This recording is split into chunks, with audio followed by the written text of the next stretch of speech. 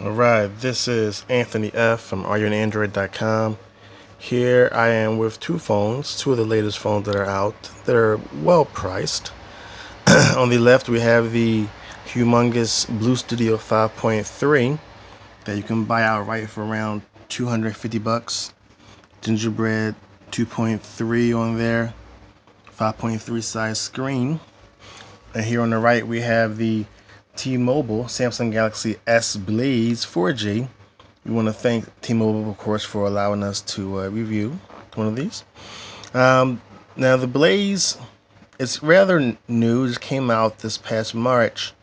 The Blue Studio 5.3 has been out for a couple months now, also, so relatively new. The Blue Studio has a dual SIM card, not that fast, 6 to 800 megahertz, single core. It does the job because it has a big screen and the battery's huge, but it can be slow sometimes.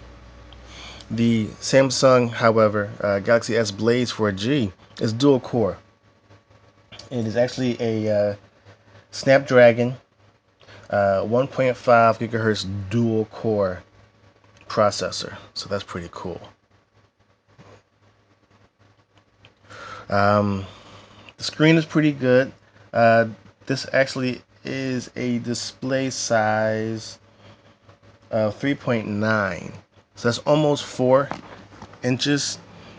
You compare it to 5.3, you get a difference there. But it's still a pretty good size for an average phone. It's a little bit bigger than the iPhone, which is 3.5 for now until they make it bigger. Um, Everything works. The good thing about Samsung, besides the camera and the hardware, is that they put their own spin on the software. Like this widget right here, active applications, it actually tells you what apps are open right now. That came with it. That's stock. That's pretty cool. Um, HTC doesn't have that. LG doesn't have that. Another thing is that a T-Mobile 4G network is actually 4G now. As you can see, it says 4G.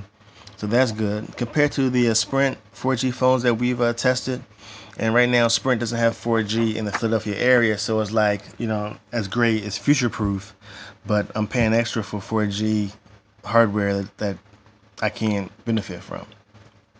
So the Samsung Galaxy S Blaze 4G is preloaded with Netflix, T-Mobile TV, Samsung Media Hub, Telenav, and Yelp.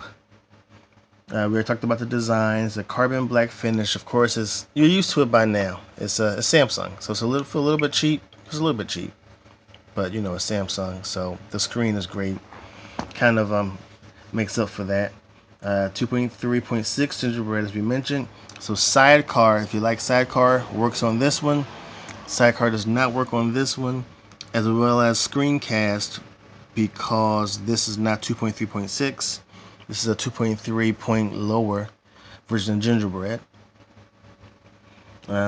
Voice Talk for Samsung, it allows users to give voice commands for voice dial, text message, navigation, or more. Rear facing 5 megapixel camera, autofocus, 1.3 megapixel front. I believe the front camera on this one is VGA, whereas on the back is a 5.0. So they both have a 5.0. It has 720 HD recording on here. I believe this one has 480, or pretty close to 720. Let's see, Wi-Fi calling, Bluetooth 3.0 on the Samsung, and it's a quad band.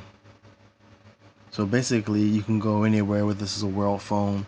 This is the world phone also because it has 2 SIM cards. You can fit in there, one for 3G, one for 2G.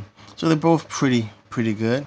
If you want to go for speed, you would go for this one because this is a dual core.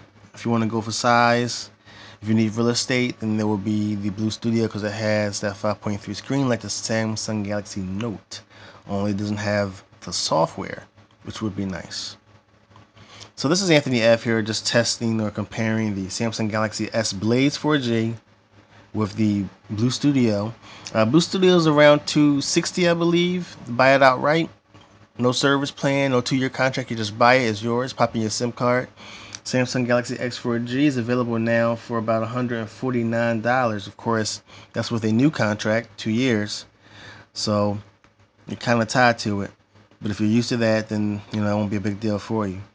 So this is just a test between these two. You tell me which one you think is worth it. Anthony F. AllYourInAndroid.com.